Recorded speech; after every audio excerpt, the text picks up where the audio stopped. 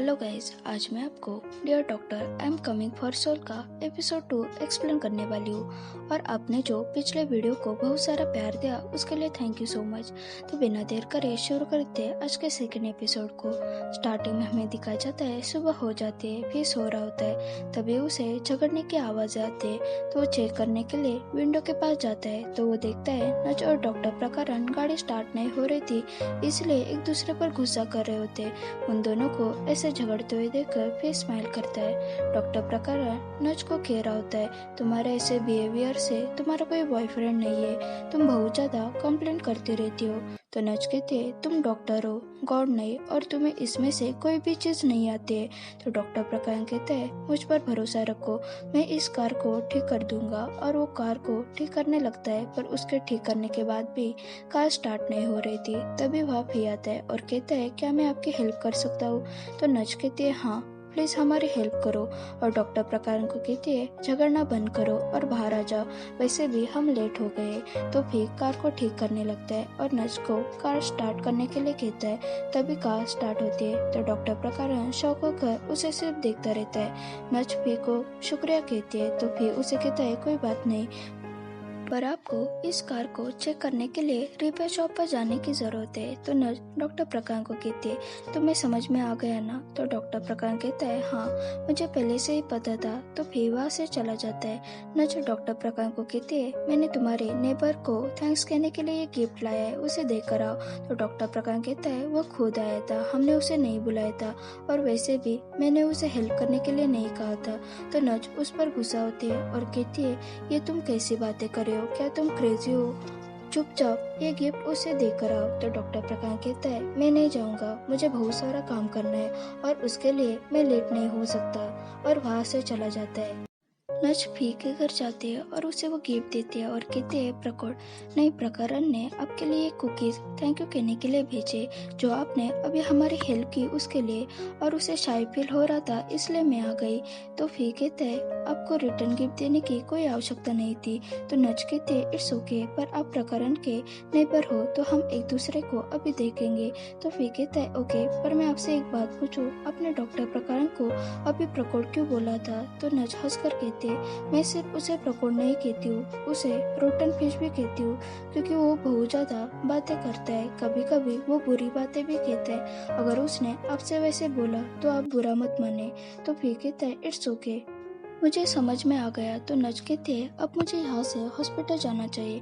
तो फी कहता है, मैं भी आने वाला हूँ। तो नच कहते हैं, तो तुम हमारे साथ चलो, मैं आपसे इतनी देर बात करी हूँ पर मैंने आपका नाम नहीं पूछा, मेरा नाम नच है और आपका? तो फी कुछ सोचने लगता है तो हमें फ्लैशबैक दिखाते हैं। डॉक्टर प्रकाश फी का नाम ले रहा था और फी के पास आता है और कहता है, तुम्हें कब से आवाजें लगा रहा हो, फिर भी तुम जा रहे हो? तो फी कहता है, तुमने अभी मुझे क्या कहा? तो डॉक्टर प्रकाश कहता है, मैंने तुम्हारा नाम कहा। तो अभी तो फिर शौक होता है तो डॉक्टर प्रकाश कहता है, मैंने देखा है तुम्हें पॉकेट से गोश्त टिकट निकालना कितना पसंद है, और अगर मैं उस नाम से नहीं बुलाऊं तो और कोई नाम रखूं क्या? तो फिर कहता है, तो अभी अच्छा है। फ्लैशबैक खत्म होता है। फिर कहता है, मेरा नाम तुआ है। तो नच कहते, मैं कार के पास आपका वेट करती हूँ, और वहाँ से चली जाती है। डॉक्टर प्रकाश कार के पास आता है तो नच कहते हैं, क्या तुम मिस्टर तुआ को अपने कार से हॉस्पिटल लेकर आओगे? तो डॉक्टर प्रकाश शौक होकर कहता है, कौन तुआ? तो नच कहते हैं, तुम्हारा नेबर, उसका नाम तुआ है और इस टाइम तुम उसे लेने से मना नहीं कर सकते हो। तो डॉक्टर प्रकाश कहते हैं, इतना ही है तो तुम क्यों नहीं उसे अपने कार से लेकर जाते हो? तो नच कहते हैं, वो मेरा नेबर नहीं है, ऊपर से मैं एक लड़की हूँ, तो तुम्हें क्या लगता है मैं ऐसे ही किसी को साथ लेकर जाऊँ? तभी वहाँ भी आता है तो नच कहते है, तुम प्रकरण के साथ आ सकते हो, और वहाँ से कार लेकर चले जाते हैं। फी और डॉक्टर प्रकरण कार से जाने लगते हैं। डॉक्टर प्रकरण फी को कहता है, क्या मैं तुमसे एक बात पूछ सकता हूँ? तुम ग्रीन रिपर हो तो तुम हमारे साथ कैसे रह सकते हो?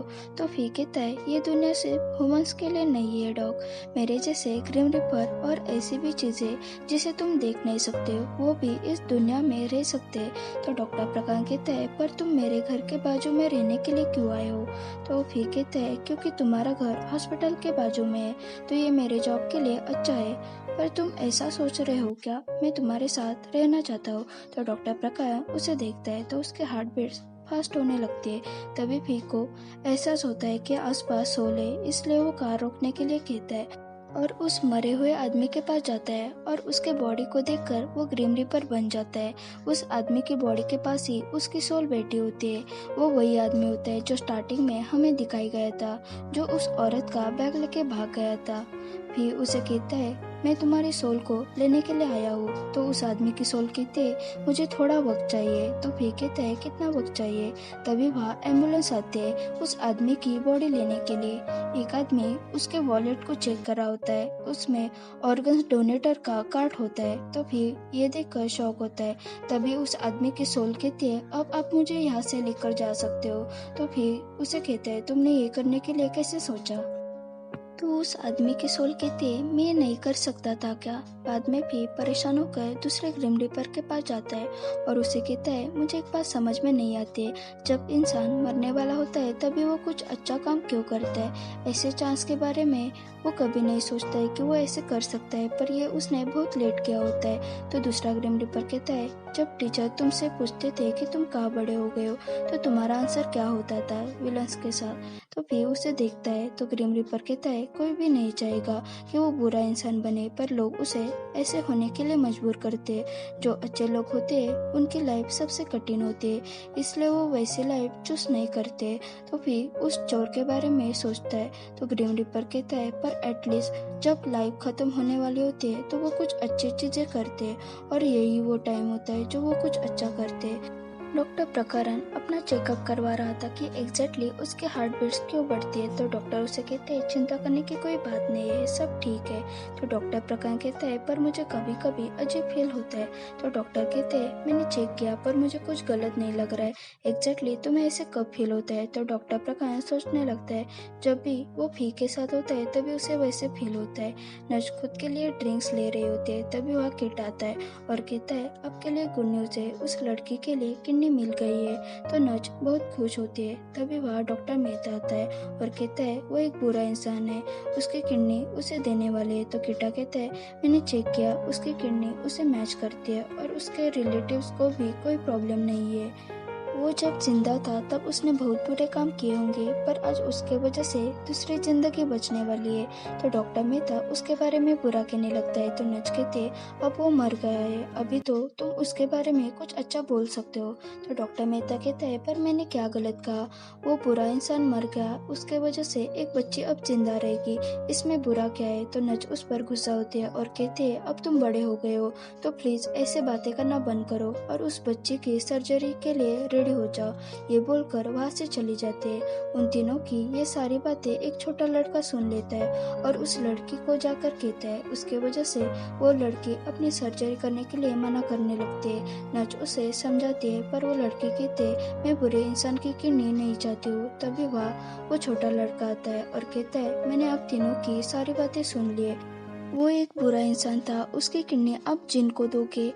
तो नज बहुत समझाने की कोशिश करते हैं पर जिन मना करती है। ओके गाइस, यहाँ हमारा एपिसोड 2 का फर्स्ट पार्ट खत्म होता है।